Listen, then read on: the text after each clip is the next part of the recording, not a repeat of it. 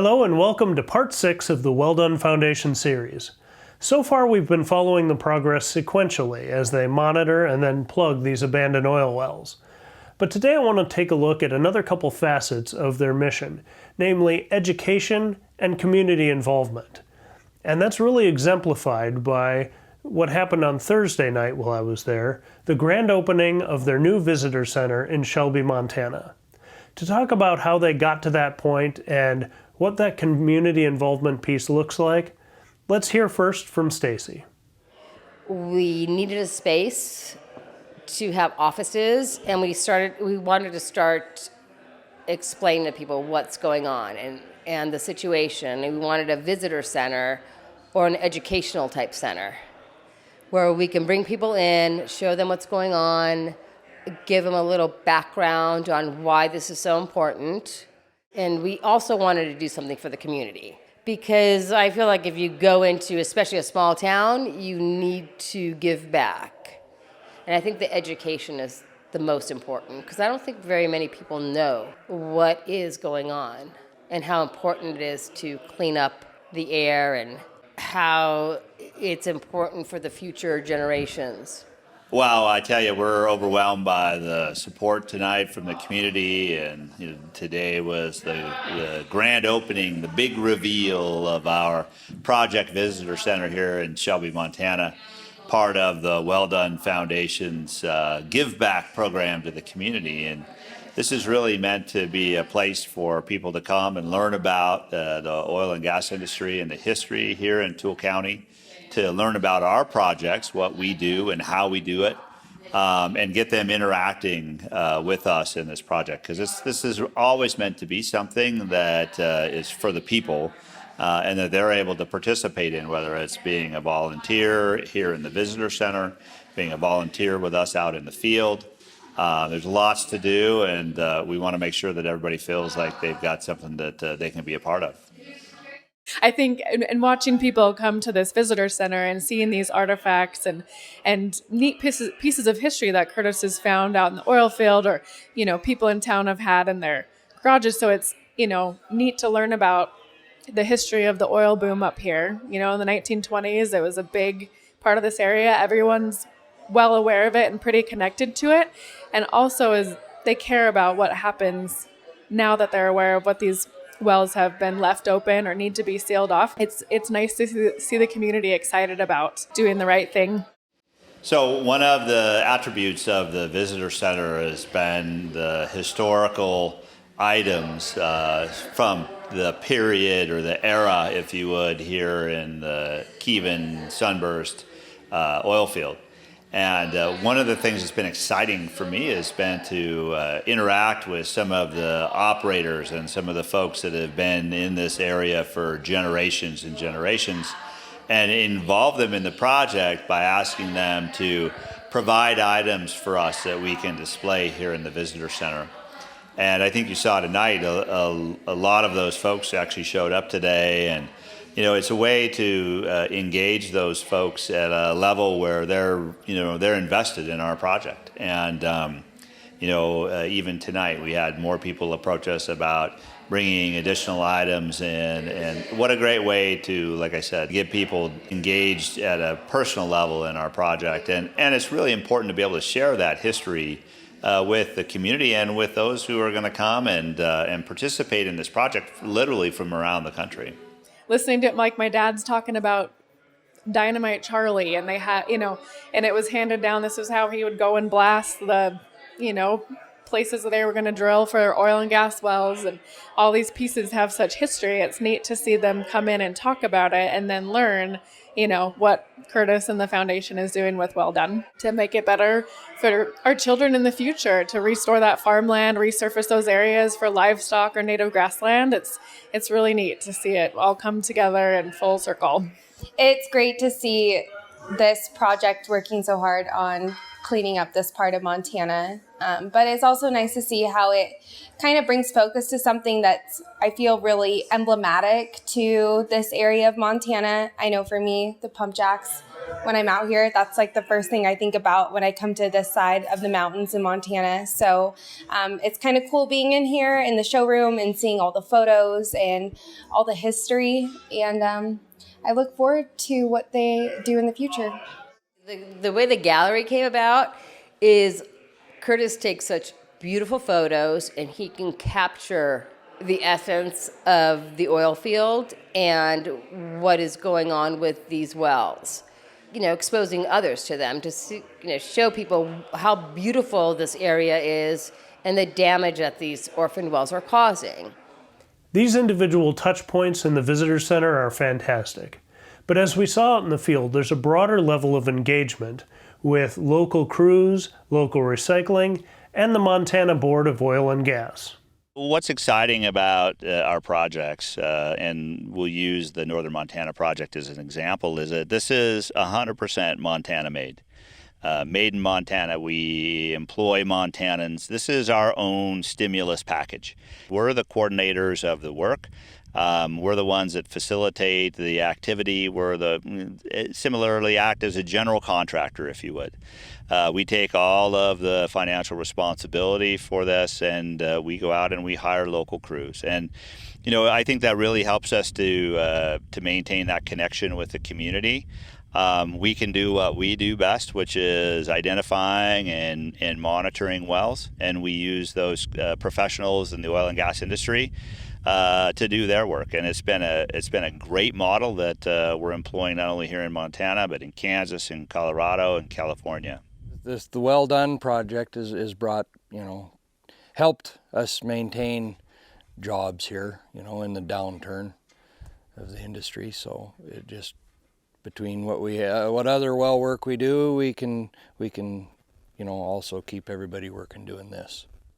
I'm Ken Helko with Pacific Steel and Recycling out of Great Falls, Montana. We're a 125-year-old plus recycling company, and we've teamed up with Curtis and the Well Done Foundation for an end use of all of the scrap that he's pulling out of the wells.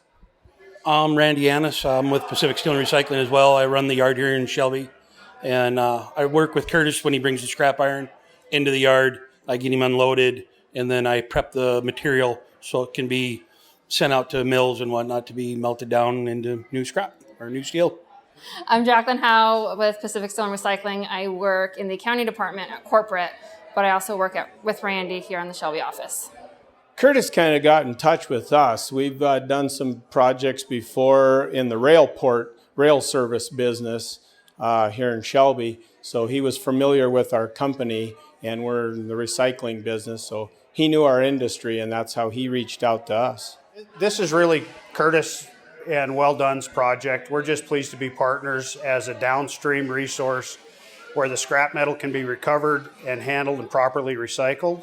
And then we're also pleased to be able to donate a certain amount each ton that goes back to monitoring and capping those wells, reducing the methane that's out there. So it's a great project for us, but this is really Curtis's baby. We're just pleased to have a small part in being able to help recover the scrap metal material as well as assist in capping the methane off as well. So we do this in conjunction with the State of Montana Board of Oil and Gas Conservation. They provide the oversight, the regulatory oversight and inspection for us in the field based on the plan that was approved by them.